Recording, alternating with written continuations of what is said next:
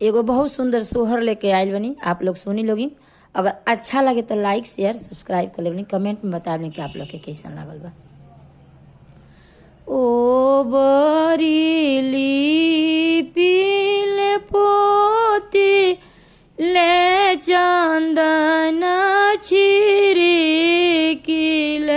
हो, आरे बिनु रे होरिला वाके ओ बरी जह न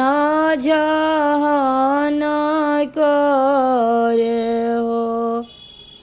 ओ बरीली पीले पोती ले चंद न छिड़किले हो, आरे बिनु रे होरिला वाके ओ बरी जहन करे हो।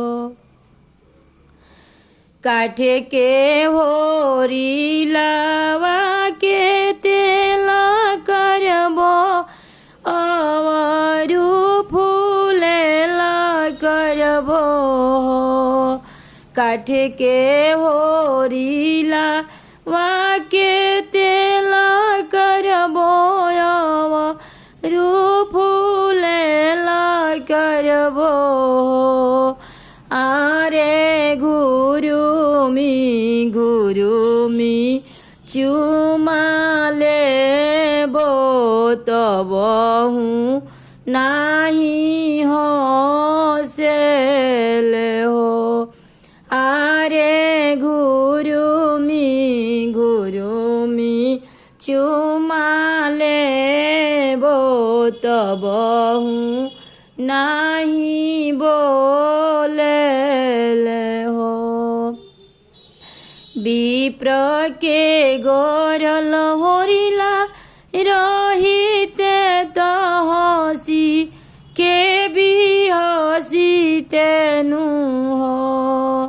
विप्र के गोरल होरिला रहिते त हसी के भी हसी तेनु हो। आरे बढ़ई के गोर लहोरिला तबहु नाही हँसेले हो। आरे बढ़ई के गोर लहोरिला तबहि नाही